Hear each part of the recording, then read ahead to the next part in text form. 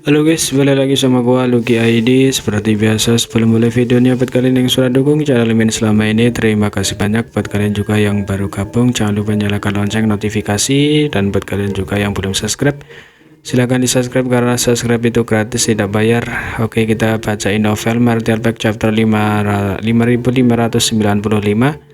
Lanjutan dari chapter kemarin. Di sini diceritakan kembali di battlefield dia dan Bayi telah bekerja sama untuk membunuh penguasa wilayah.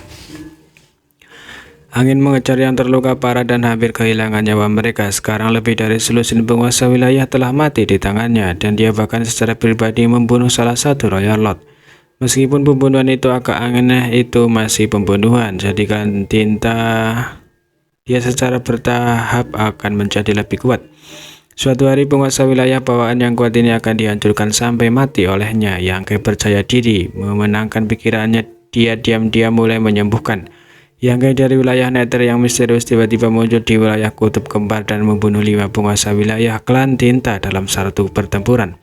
Bahkan penguasa wilayah rambut ungu telah jatuh menyebabkan pasukan klan tinta wilayah kutub kembar dialihkan dan semua keuntungan yang telah mereka kumpulkan selama ratusan tahun hilang.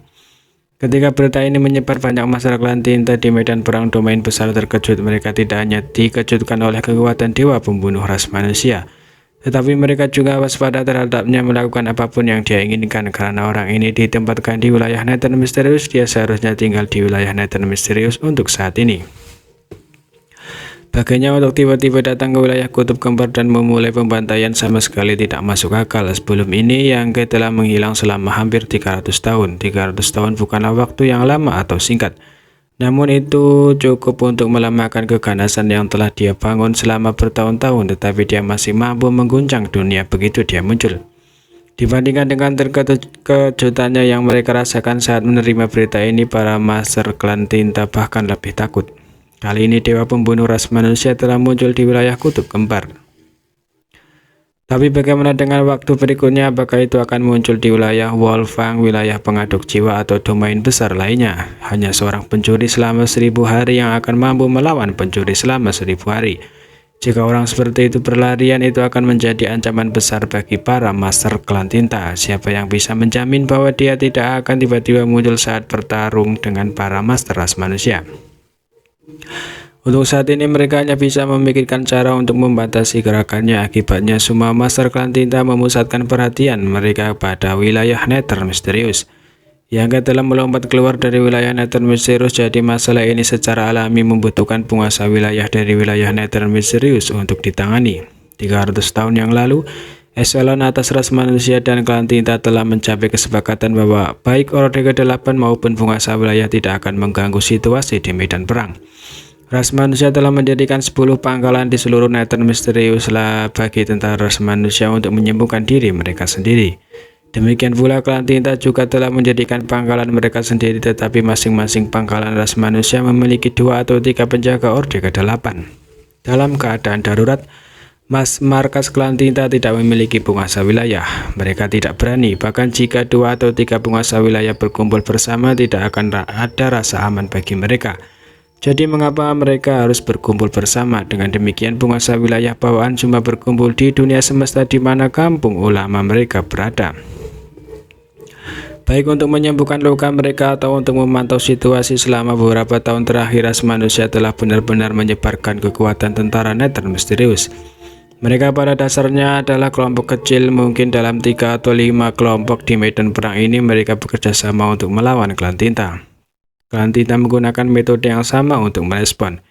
Kedua belah pihak meluncurkan serangan diam-diam terhadap satu sama lain di domain besar ini, menyebabkan pertempuran yang tak terhitung jumlahnya meletus. Semakin banyak ras manusia mengalir ke wilayah Nether misterius dari belakang.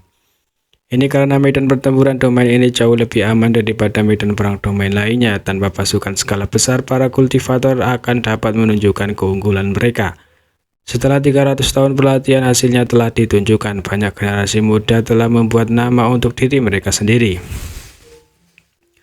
Dan ada juga beberapa Orde ke-6 dan Orde ke-7 tua yang seperti ikan di air terus meningkatkan diri. Ada juga banyak kerugian, tetapi ini tidak dapat dihindari. Karena mereka harus melatih pasukan mereka secara alami, tidak mungkin semuanya berjalan lancar, tetapi semua kerugian dapat diterima. Semakin banyak eselon atas ras manusia melihat manfaat dari tempat pelatihan wilayah nether misterius, dan bibit bagus yang pernah disembunyikan oleh Cave Heaven Paradise juga mulai dilemparkan ke medan perang nether misterius, memungkinkan mereka kesempatan untuk melawan klan tinta dan mengalami kengerian hidup dan mati. Secara umum, wilayah nether misterius terus-menerus bertarung, tetapi semuanya berada di bawah kendali kedua belah pihak. Penguasa wilayah klan tinta dari wilayah nether misterius juga memiliki kedamaian yang langka selama beberapa ratus tahun, jadi mereka tidak perlu khawatir disergap oleh Yangkai.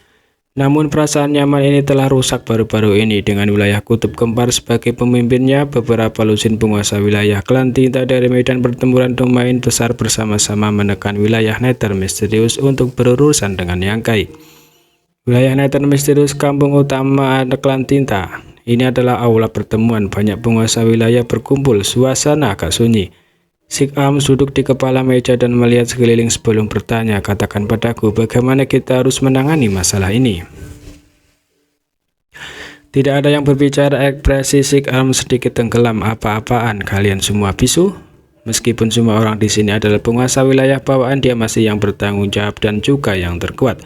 Para penguasa wilayah lainnya agak waspada terhadapnya. Salah satu penguasa wilayah segera berkata, Tuan Enam Langan, masalah ini tidak mudah untuk ditangani. Kita membuat perjanjian dengan Yangkai sebelum Orde ke-8 dan penguasa wilayah misterius nether tidak diizinkan untuk ikut campur dalam perang. Sekarang dia belum melanggar perjanjian ini. Apa yang kita bisa lakukan? Salah satu penguasa wilayah menimpali, itu benar. Selama 300 tahun terakhir, Orde ke-8 ras manusia belum mengambil tindakan. Jadi kita telah memenuhi kesepakatan kita. Jika kita bertindak gegabah, kita hanya akan membalas dendam Yangkai. Sebuah dengusan dingin terdengar. Bukankah para idiot dari domain besar lainnya memikirkan hal yang sama? Hanya jika kita mengambil tindakan, kita dapat menahan Yangkai. Dengan cara ini mereka bisa tenang sementara kita menderita. Mereka cukup licik, sungguh menggelikan. Itu satu hal jika mereka takut mati, tetapi mereka benar-benar ingin kita mati. Tuan Enam Lengan, kamu tidak boleh menyetujui masalah ini. Jika sesuatu yang tidak terduga terjadi di wilayah nether misterius, saya khawatir apa yang terjadi 300 tahun yang lalu akan muncul kembali. Kelompok penguasa wilayah akhirnya membuka mulut mereka dan mulai berteriak, mengutuk penguasa wilayah bawaan domain besar lainnya karena keegoisan mereka.